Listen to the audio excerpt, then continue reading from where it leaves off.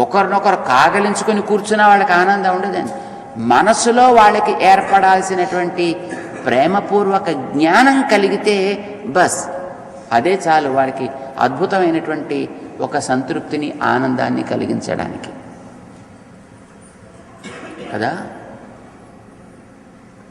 10 సార్లు, 100 సార్లు, 1000 సార్లు, లక్షల కోట్ల సార్లు శబ్దాన్ని అనువదించడం కంటే ఒక్కసారి ఆ భావన కలిగితే చాలు, అర్థభావన కలిగితే చాలు. దానివల్ల కలిగే ఆనందం చాలా గొప్పది. దీనికంటే కొన్ని వేల రెట్ల ప్రయోజనాన్ని ఎక్కువగా మనకి ఇచ్చేది. చిన్నపిల్లవాడికి ఆ జ్ఞానం, ఈమె నా తల్లి, నేను తల్లి ఒళ్ళో ఉన్నా, ఈ విశ్వాసం వాడికి కలిగిందనుకోండి, దట్స్ ఇట్.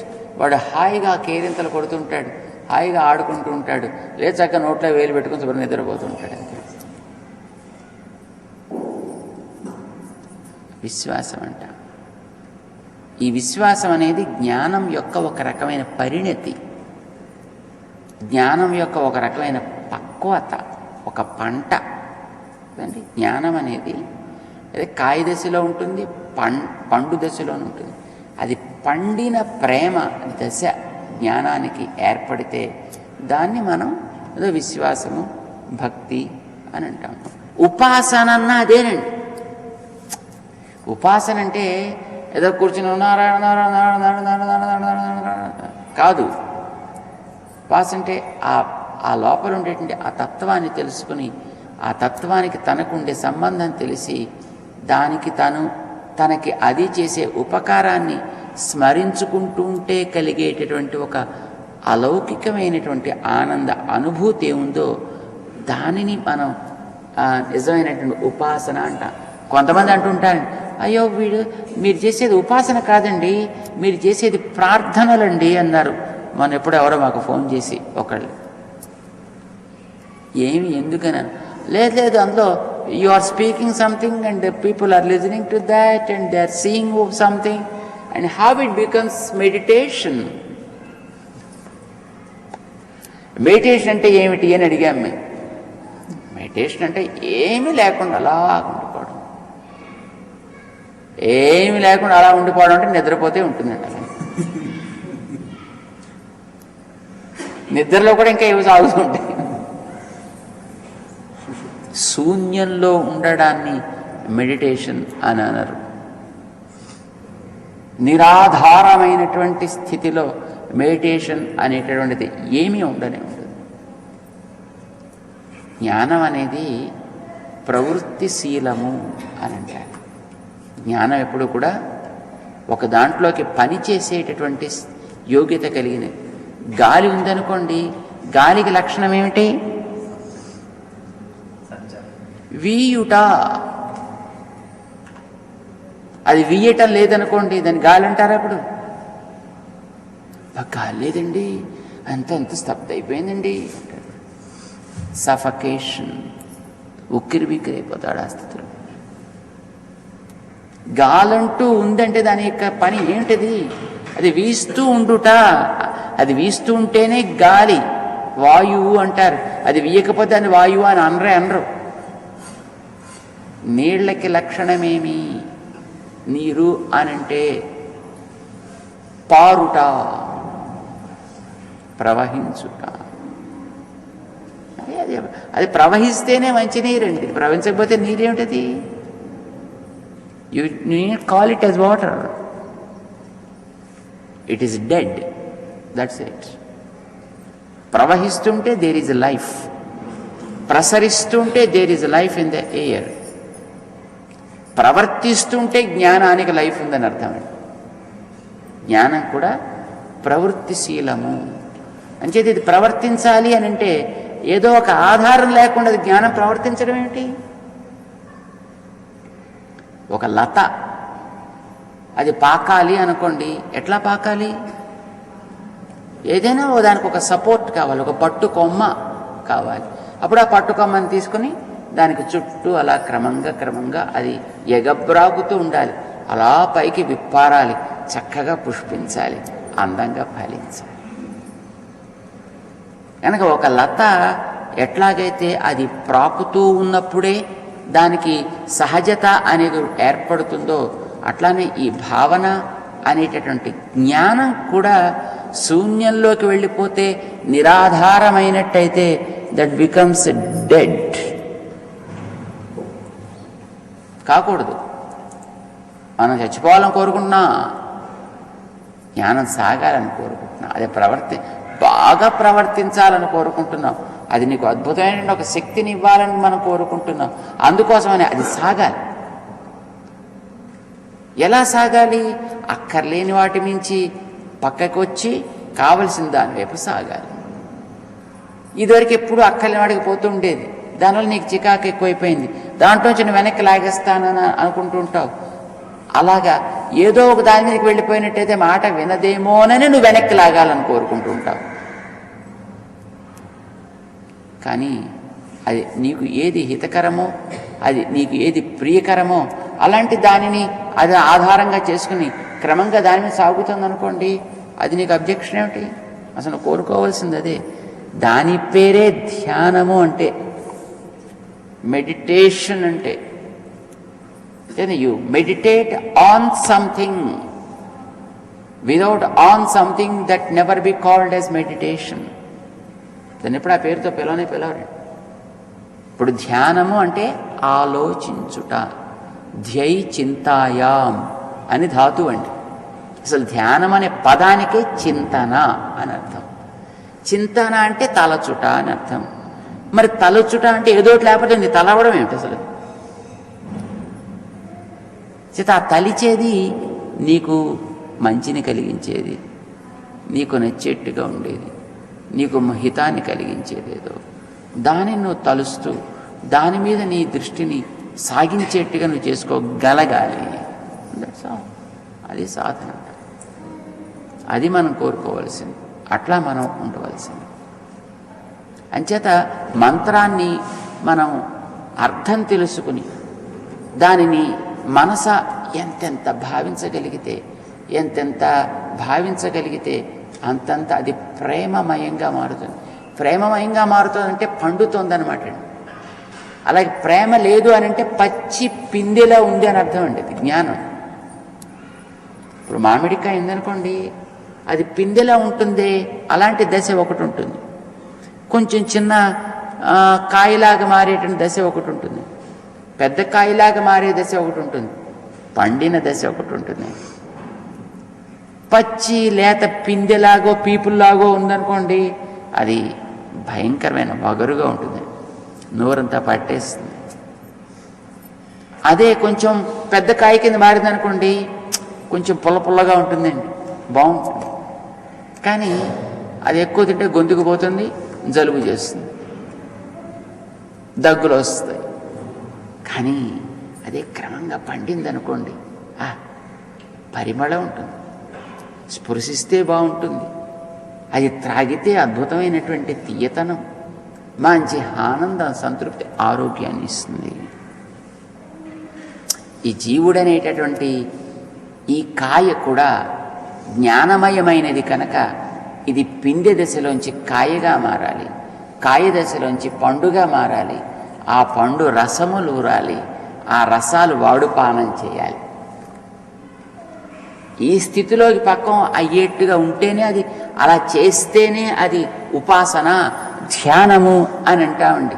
అది చేయలేదనుకోండి, అది ఉపాసన కాదు, ధ్యానం కాదు, పిందె దశగానే వ్రాలిపోతోందన్నమాట క్రిందకి, చెట్టు మించి ఊడిపోయి. వాన పడ్డదనుకోండి, పిందెలు పూసేటప్పుడు ఏమవుతాయి? అవన్నీ శుభ్రంగా నేల రాలిపోతాయి, పంటంతా నాశనం అయిపోతుంది.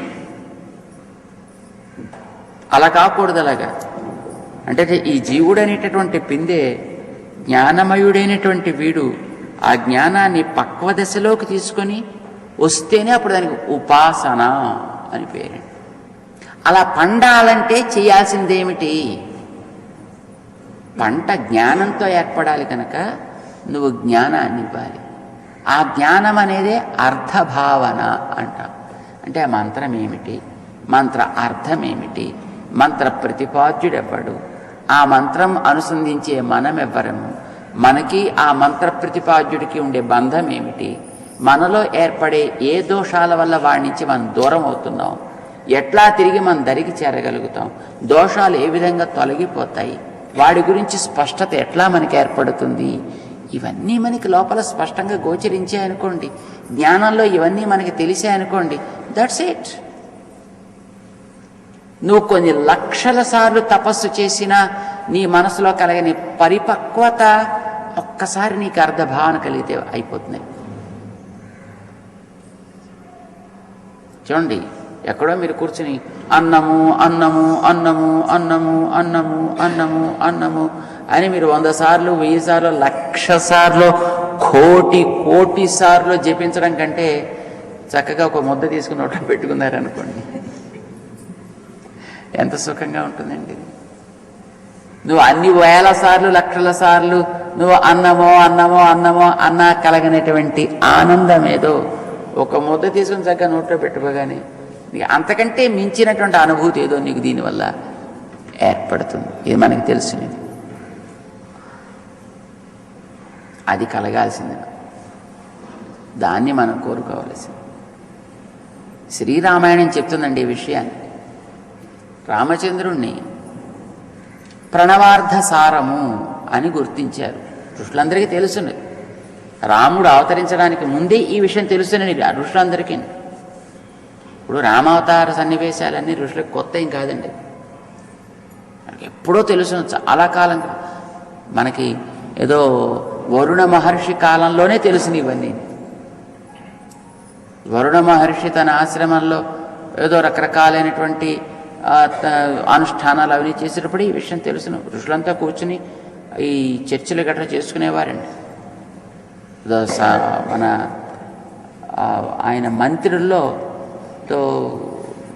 దశరథ మహారాజు యొక్క మంత్రుల్లో సనత్ కుమారుడు సుమంతుడు ఈ మాట చెప్తాడు. ఆయన, నాయనా నువ్వు చక్కగా పుత్రకామేష్టి చెయ్యము, నీకు 1 కాదు 4 కొడుకులు నీకు పుడతారు. ఈ విషయం అప్పుడెప్పుడో దేవసభలో చర్చించడం జరిగింది, నీకు పుడతారని కూడా తెలుసును అంటే, మరి ఇప్పటిదాకా ఎందుకు చెప్పలేదే నువ్వు నాకు ఈ విషయం? 60,000 ఏళ్ళు వచ్చేప్పుడు నాకు ఎప్పుడైనా పుత్రులు కలిగితే చాలని అప్పటి నుంచో నేను ఎదురు చూస్తుంటే, ఎన్నో రకాలుగా నేను పూజలు పునస్కారాలు అన్నీ చేస్తుంటే నాకు ఎప్పుడు నువ్వు చెప్పలేదే పుత్రకామేష్టి, అది చెయ్యాలి, చేస్తే నీకు 4 కొడుకులు పుడతాను ఇప్పుడు చెప్తున్నావు. ఒళ్ళు మండింది పాపం దశరథుడికి. అంటే, క్షమించండి మహారాజా, మరి పెద్దల దగ్గర అడగండి, చెప్పకూడదు కదా, మరి ఇప్పటిదాకా మీరు అడగలేదు అందుకు నేను చెప్పలేదు. అడగకపోతే మాత్రం చెప్పకూడదు నువ్వు అంటే, చెప్పొచ్చును కానివ్వండి, మీరు అడిగాక నాకు ఇప్పుడు జ్ఞాపకం వచ్చిందండి. 60,000 ఏళ్ళు నాకు వచ్చేసాయి అని ఇప్పుడు ఆయన పాపం సంతానం లేదే అని పాపం బెంగపడుతుంటే, నేను ఏం చేద్దాం రాజ్యాన్ని ఎట్లాగా అని ఆలోచిస్తుంటే అప్పుడు చెప్పాడండి సుమంత్రుడు, పుత్రకామేష్ చేస్తే మంచిదా, దానికి ఋష్యశృంగుని తీసుకొచ్చి మనం చెయ్యాలి కార్యక్రమాన్ని, ఈ మొత్తం ఈ హడాడు దానికి ముందర అశ్వమేధ యాగం చేయాలి, ఇదంతా మొత్తం చెప్పాడు. తర్వాత ఆ చెప్పే సందర్భంలో ఈ విషయం మీద అప్పుడెప్పుడో దేవసభలోనే నిర్ణయం జరిగింది, భగవంతుడు నీకు 4 రూపాల్లో పుడుతున్నాడు.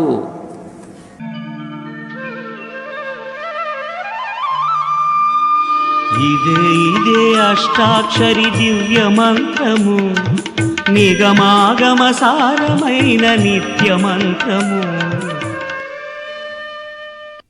ఈతడే ఉపదేశమిచ్చెను అష్టాక్షరి మంత్రము, ఈతడే ఉపదేశమిచ్చెను అష్టాక్షరి మంత్రము.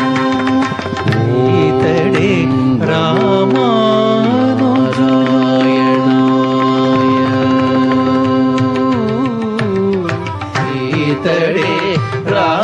రామానుజులు ఇహ పరదైవము. ఈతడే రామానుజులు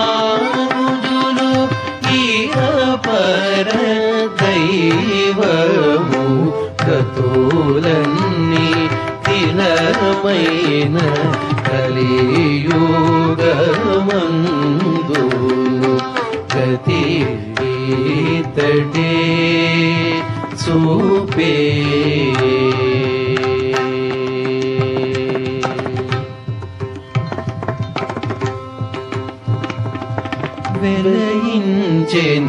వెలయించెనీతడేకా వేదపు రహస్యములు చలమి నీతడే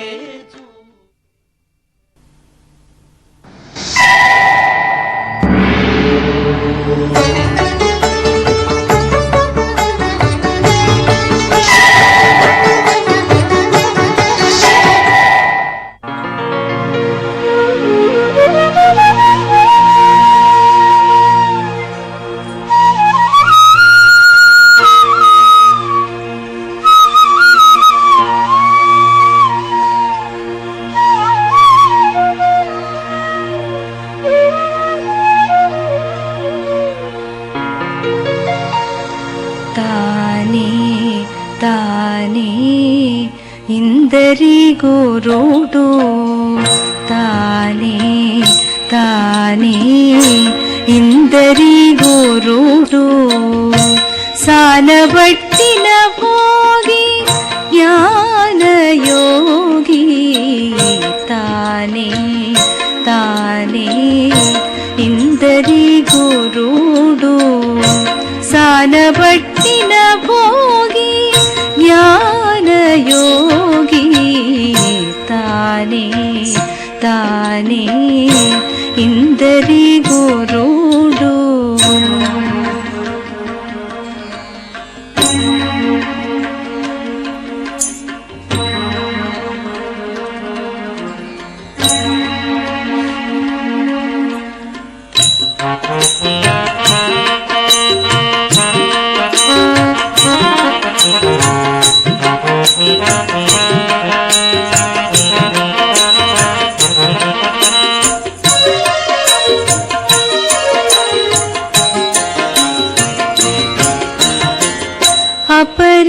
అపరిమితములైన యజ్ఞాలు వడిసేయ ప్రపన్నులకు బుద్ధి ప్రచరించి అపరిమితములైన యజ్ఞాలు వడిసేయ ప్రపన్నులకు బుద్ధి ప్రచరించి తపముగా ఫల పరిత్యాగము సేయించు కపురుల గరిమల కర్మయోగి తపముగా ఫల పరిత్యాగము సేయించు కపురుల గరిమల కర్మయోగి తానే తానే ఇందరి గురుడు సానబట్టిన భోగి జ్ఞానయోగి తానే తానే ఇందరి గురుడు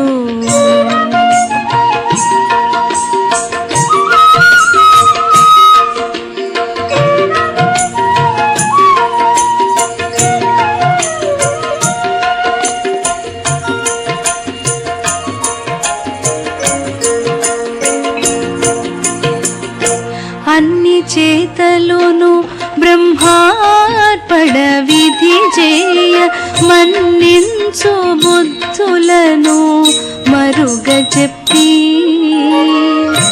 అన్ని చేతలును బ్రహ్మార్పణ విధి చేయ మన్నించు బుద్ధులను మరుగ చెప్పి ఉన్నత పదముల కొనరంగ కరుణించు పన్నగ శయనుడే బ్రహ్మయోగి ఉన్నత పదముల కొనరంగ కరుణించు పన్నగ శయనుడే బ్రహ్మయోగి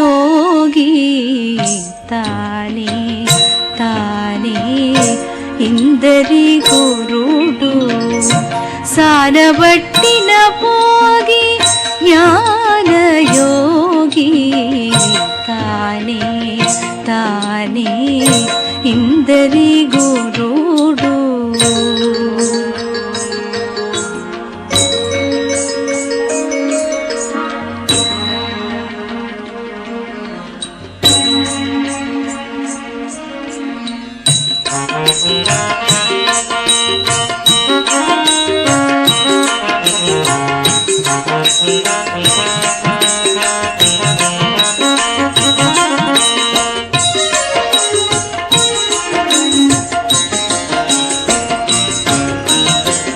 తనరగ కపిలుడై దత్తాత్రేయుడై ఘనమైన మహిమ శ్రీ వెంకటరాయడై. తనరగ కపిలుడై దత్తాత్రేయుడై ఘనమైన మహిమ శ్రీ వెంకటరాయడై. ఒనరగ సంసార యోగము కృపసేయ. ఒనరగ సంసార యోగము కృపసేయు. అనిమిష గతులను అభ్యాస యోగి. ఒనరగ సంసార యోగ కృపసేయు. అనిమిష గతులను అభ్యాస యోగి. తానే తానే ఇందరి గురుడు. సానబట్టిన భోగి జ్ఞానయోగి తానే తానే ఇందరి గురుడు. సానబట్టిన భోగి జ్ఞానయోగి తానే తానే ఇందరి గురుడు. తానే తానే ఇందరి గురుడు. తానే తానే ఇందరి గురుడు.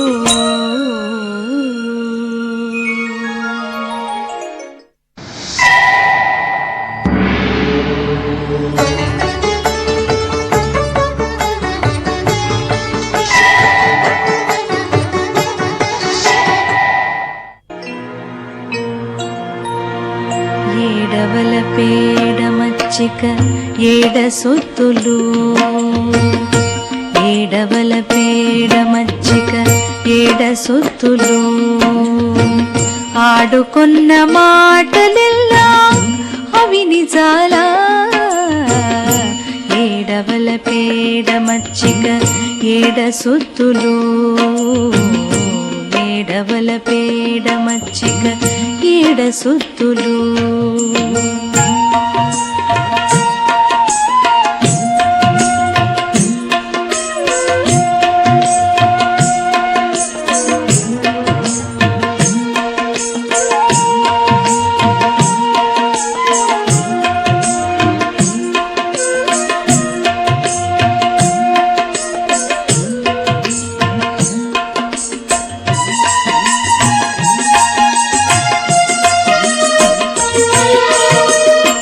తొలికారు మెరుపులు తోచిపోవుగాక. నెలకొని మింట నవి నిలిచినా.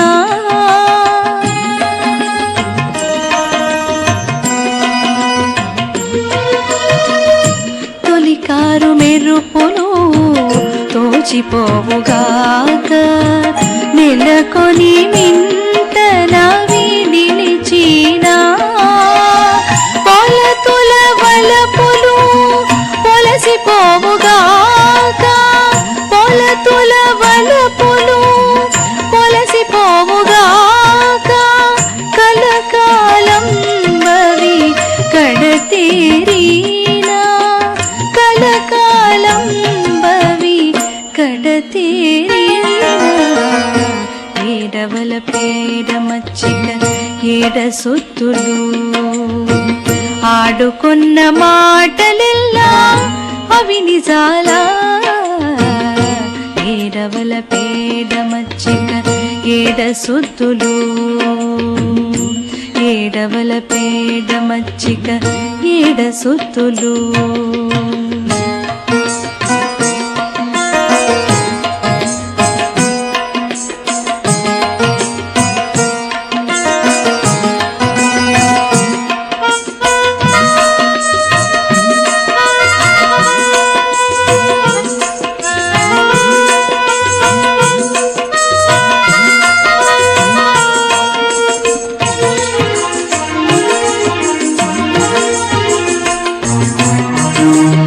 ఎండమావులు చూడ నీరులై పారుగాక అండకు పోవ దాహమడగినా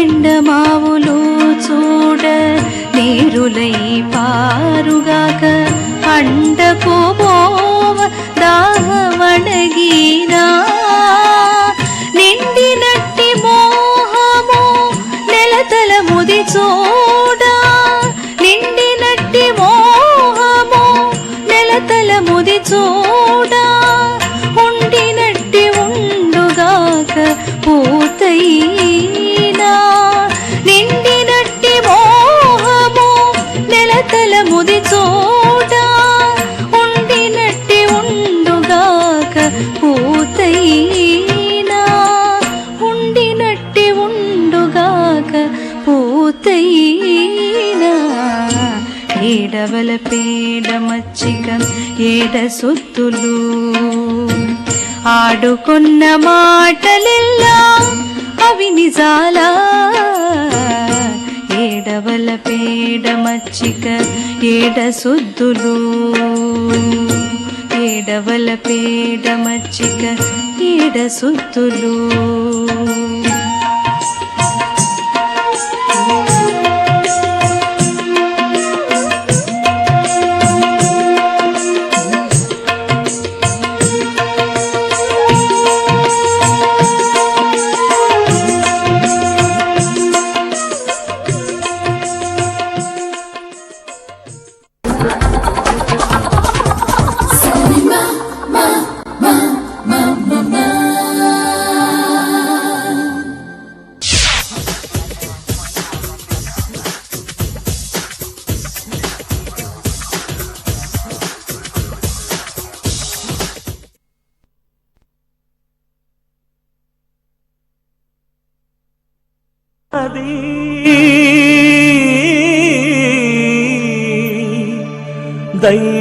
దైవవాక్కు పిలచుచున్నది దైవవాక్కు ఆలకించుమా జీవవాక్కు ఆలకించుమా జీవవాక్కు. క్రీస్తునాథుని యందు మికిలి ప్రియమైనటువంటి సహోదరి సహోదరులారా, పరిశుద్ధమైన కాలంలో దేవుడు తన పరిశుద్ధమైనటువంటి బాటలో మనమందరము నడవాలని మనకు 40 దినములు ఇచ్చి ఉన్నారని గడిచిన కొన్ని వారములుగా మనం ధ్యానిస్తున్నాం.